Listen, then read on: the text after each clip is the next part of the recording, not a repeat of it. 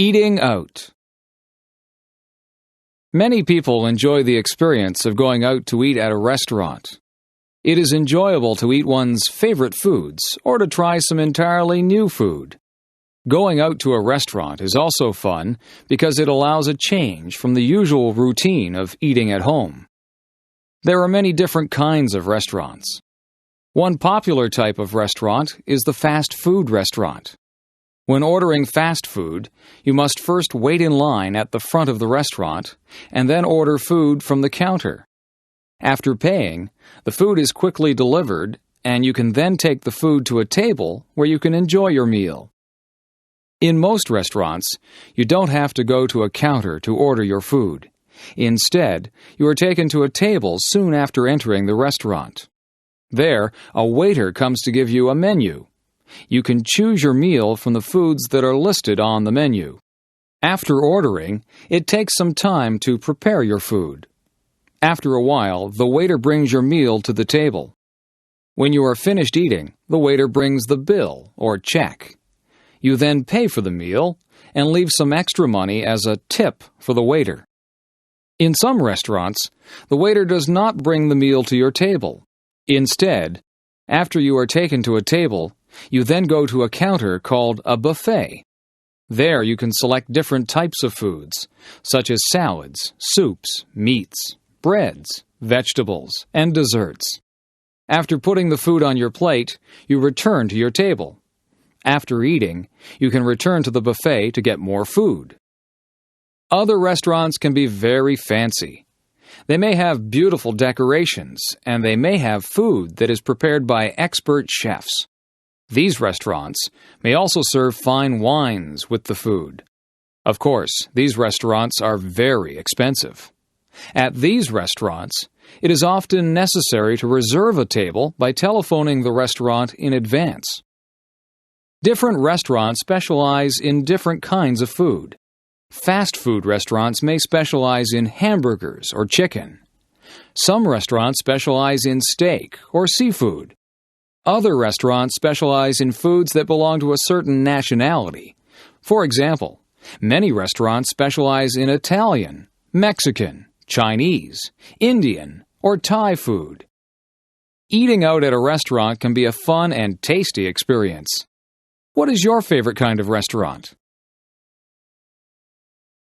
Radio stations.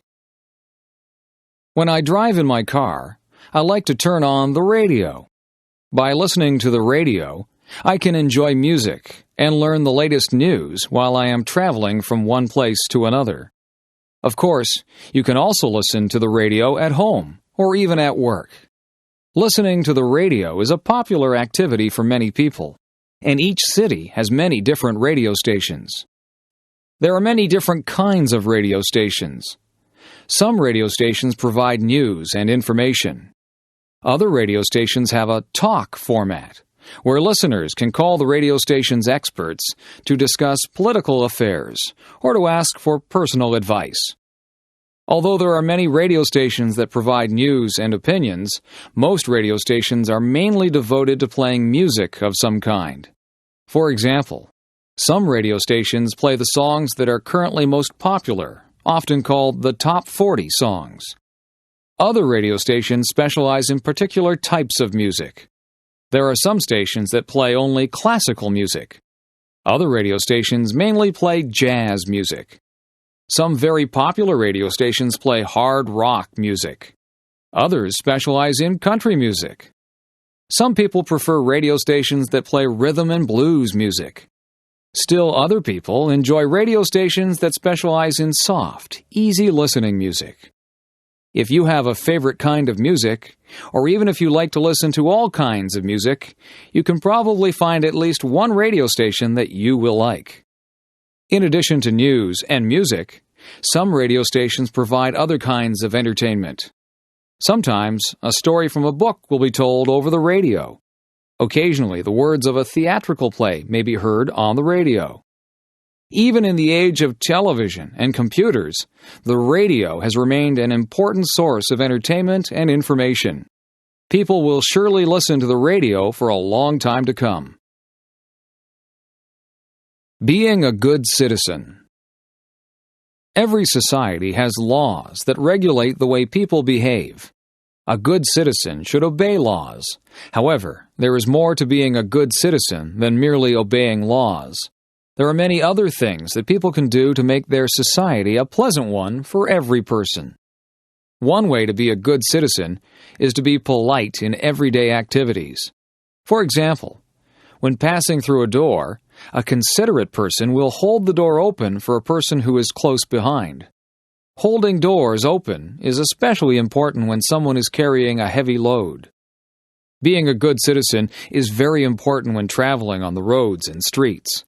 Pedestrians, bicyclists, and car drivers should all follow the rules of the road. Bicyclists should yield to pedestrians, and car drivers should yield to both bicyclists and pedestrians. Drivers should also allow other drivers to merge into their lanes. Also, drivers should avoid honking their horns except when this is necessary. A good citizen will also avoid doing things that interfere with others. For example, a considerate person does not smoke cigarettes in areas where this might irritate others. Also, a polite person avoids playing music so loudly that other people will be annoyed. And, of course, a good citizen avoids littering or making a mess. Other ways of being a good citizen involve greater effort. Some people serve their community by doing volunteer work of some kind. Other people help by donating money to a charity. Another way to serve the community is to donate blood. Blood donors are needed so that there will be enough blood available to help people who are sick or injured. Being a good citizen is very helpful for the community, and it also gives a feeling of satisfaction and pride.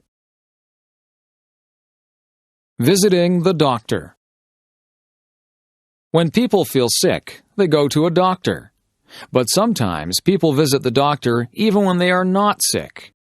Doctors can perform a medical checkup to find out if a person is healthy. By performing this physical examination, the doctor can identify any health problems that might be developing. During a checkup, the doctor examines your eyes, ears, and throat. The doctor uses a small flashlight to examine the eyes, ears, and throat. It is important to make sure that the eyes react normally to changes in light. It is also important to make sure that the ears and throat have a normal appearance. When the doctor examines your throat, he or she will ask you to open your mouth wide and say, "Ah." The doctor uses a stethoscope to examine the patient's heartbeat.